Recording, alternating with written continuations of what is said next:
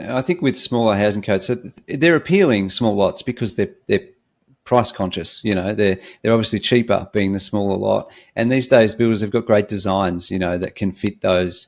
Now, most of the designs you see on a website, let's say a block that's 12.5 metres wide by only 21 metres deep, as an example, that would be sitting in the small lot housing code territory. And one thing to keep in mind, or keep, I guess, something to be factored in when you're looking at the website and the designs, a 12.5 by 21 metre design, it's basically saying it's ready to fit. Usually it's a type A, Darren. So a 3 metre front yard and a 3 metre backyard.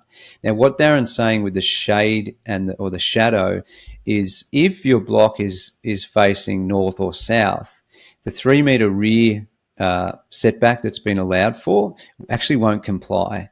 Okay, so just keep those things in mind. If you're looking for a small lot housing code house, they're usually starting at a 3 metre front, 3 metre back. So if you're facing west or you're facing east as a block, they're okay because the shadow that cast is coming from the side fence, and that opens up the width of the block. You've got that extra area to be unshaded, so to speak. If you're facing north, it's actually the house that casts the shadow over your backyard, and therefore you probably need to, usually it's about 4.6 metre backyard that's required as a result to then create that extra 2 metre of unshaded area. Okay, so it's something to, I guess, talk to your consultant about because it's definitely important. And again, Darren, like you said, I've seen people caught out on that.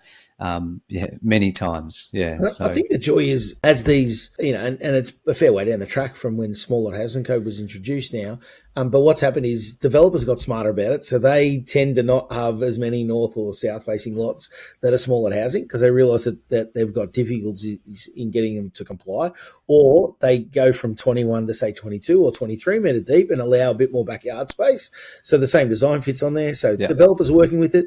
The other part is also builders are smart with that now too. So they go, hold on, we have a design option that changes the setup of the back of the house and it gives, changes how that lays out.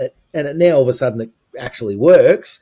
And we've got one that's on a left-hand driveway and a right-hand driveway. So everyone's working to try and find an outcome to these sort of problems. Yeah. And it's just talking to the right person to make sure that, you're getting that right advice along the way and that they're, considering those things. So, it's certainly not out of the norm, and the builders and the developers are always working towards finding a great solution for the customer, which is terrific.